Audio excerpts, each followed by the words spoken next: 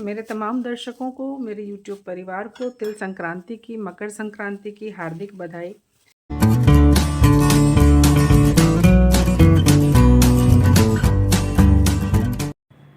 आप सभी दर्शकों का स्वागत करती हूं मैं अपने कुकिंग ब्लॉग में।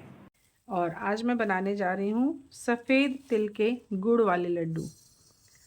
तो मैंने एक्चुअली चूड़ा का लड्डू भी बना लिया और मूढ़ी का भी लड्डू बना दिया। मैं इन दोनों की वीडियो इसके साथ, इसके डिस्क्रिप्शन के साथ अटैच कर दूंगी। और अब मैं बनाने जा रही हूँ वाइट तिल के लड्डू। तो इसे मैं अभी ड्राई रोस्ट करूँगी।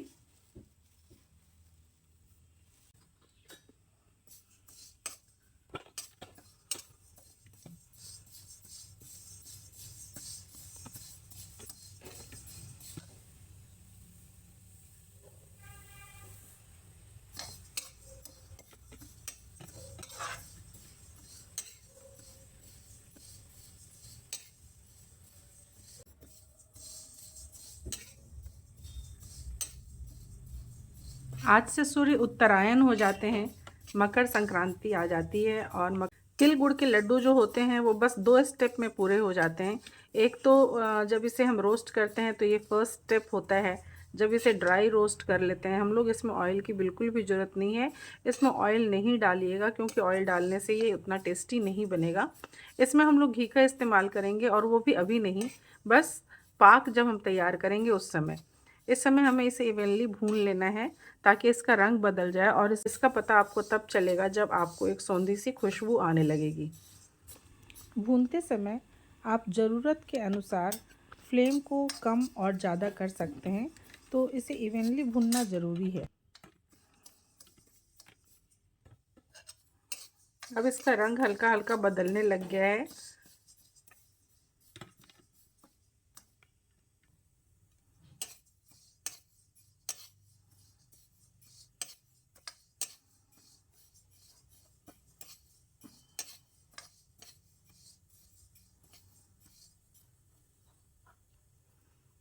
कंटिन्यूसली इसे आपको भूनना पड़ेगा, नहीं तो इसके जलने की संभावना होती है। और इस तरीके से जब ये इवनली भुन जाए, जैसे आपको दिख रहा होगा कि इसका एक रंग हो गया है, मीडियम टू लो आंच पे मैंने इसे भुना है। और अब ये अच्छी तरह से भुन गया है। इसका रंगत आप देख सकते हैं, बिल्कुल बदल गया है। इसीलिए अब मैं इसे निकाल लूँगी। निकालते समय आप आंच बंद कर लीजिए, नहीं तो जो उसमें रह जाएगा वो थोड़ा ज़्यादा काला हो जाता है। तो बेटर ये होगा कि आप आंच बंद करके निकालिए।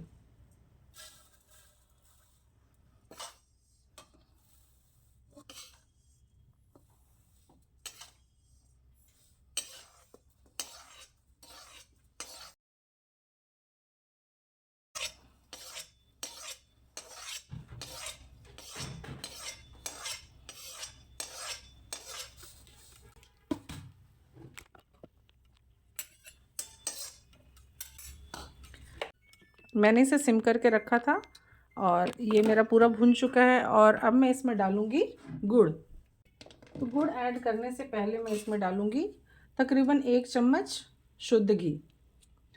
घी डालना इसलिए भी ज़रूरी है क्योंकि ये सॉफ्ट बनाता है। एक्चुअली जो मिठाई आप बनाएंगे तिल का लड्डू या फिर यदि आप चूड़ा का लड्डू बना रहे हैं या मूढ़ी का लड्डू बना रहे हैं, तो घी डालने से बहुत सॉफ्ट बनता है। घी डालने के साथ ही साथ मैं इसमें ऐसे गोल वाले गुड़ का इस्तेमाल कर रही हूँ आज। इसी समय मैं इसे डाल दूँगी।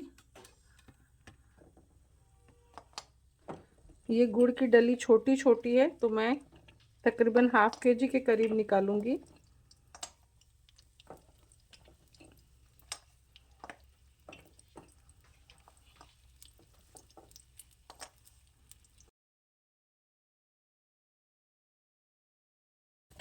तो गुड़ की मात्रा आपको इस हिसाब से डालनी है जितना कि आप मीठा पसंद करते हैं। कई लोग कम मीठा पसंद करते हैं और कई लोग ज़्यादा। मैं इसमें हल्की सी मात्रा में पानी डालूंगी ताकि इसकी प्रोसेसिंग भी फास्ट हो जाए। और इस समय मैं आंच को कम कर दूंगी, फ्लेम को लो कर दूंगी।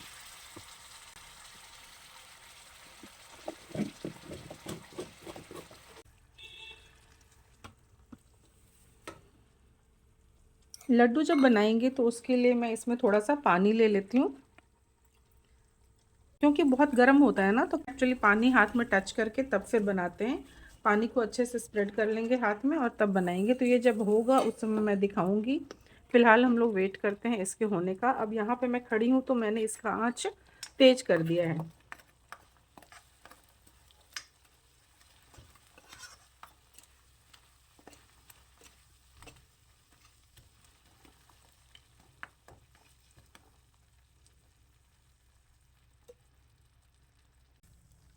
इसे मुश्किल से 5 मिनट लगेगा, 5 से 7 मिनट में अच्छे से हो जाएगा।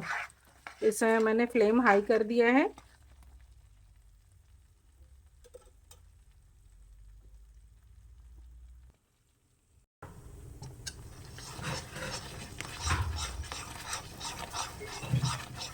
अब ये बिल्कुल फाइनल स्टेज पे है और आप देख पा रहे होंगे कि किनारे से ये छूटना शुरू हो गया और बबल्स बनने स्टार्ट हो गए हैं।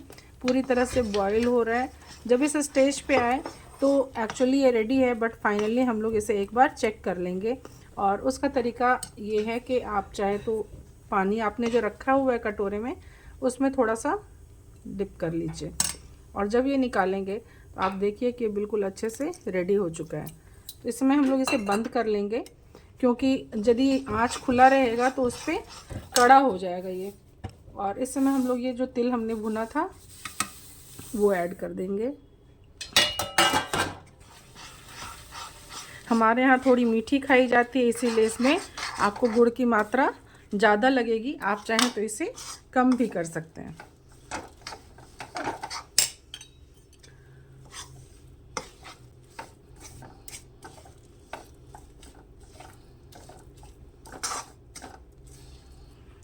और मैंने इसे इतने छोटे छोटे में जमाऊंगी, वो बहुत प्यारा लगता है देखने में।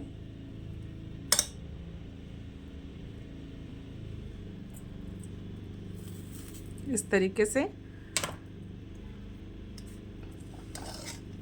और जितना आपका हाथ बर्दाश्त कर सके उतना पानी हाथ में लगा लेंगे इस तरीके से, और छोटी छोटी छोटे छोटे लड्डू आप बना सकते हैं। तो इस साइज़ के लड्डू आप बना लीजिए, या जिस भी साइज़ के आप बनाना चाहें वो बना लीजिए, आपकी सुविधा के अकॉर्डिंग है।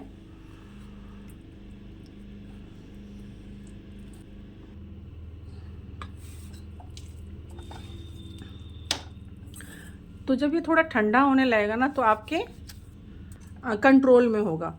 एक्चुअली बहुत गर्म होने से आप इतना नहीं बना पाएंगे। तो 2-3 लोग हैं यदि घर में, तो आप वो भी कर सकते हैं, या फिर आप थोड़ी देर छोड़ सकते हैं और इस तरीके से रख सकते हैं। और बाद में जब इसे होगा थोड़ा सा गोल कर लेंगे।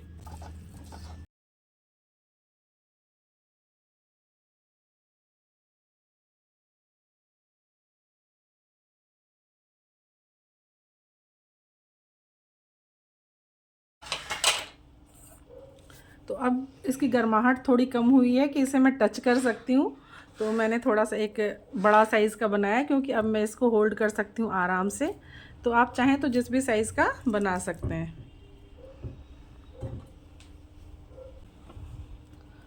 इस तरीके से दोनों हाथों में यदि पानी लगा लेंगे तो ये आसान हो जाएगा करना आपके लिए। पानी की भी मात्रा बहुत ज़्यादा नहीं होनी चाहिए।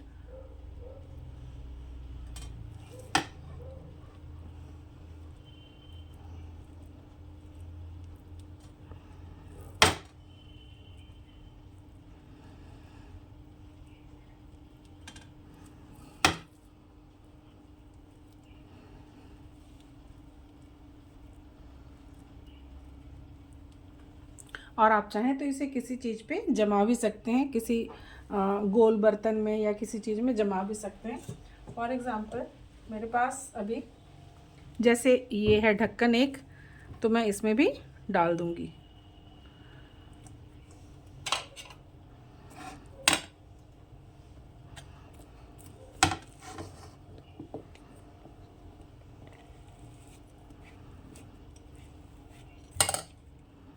हल्का पानी लगाया,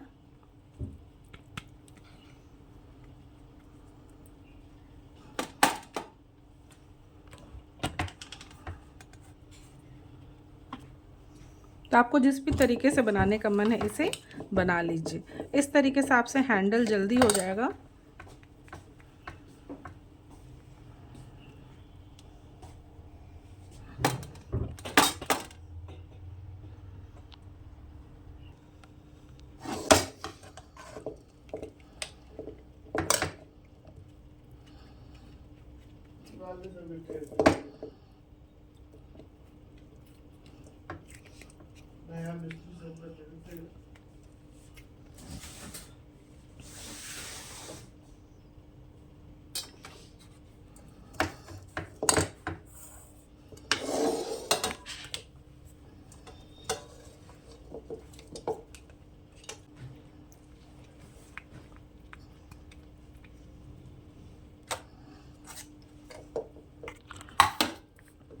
तो मेरे सभी दर्शकों को तिल संक्रांति की हार्दिक बधाई। कैसी लगी आप लोगों को मेरी रेसिपी ज़रूर से बताइएगा।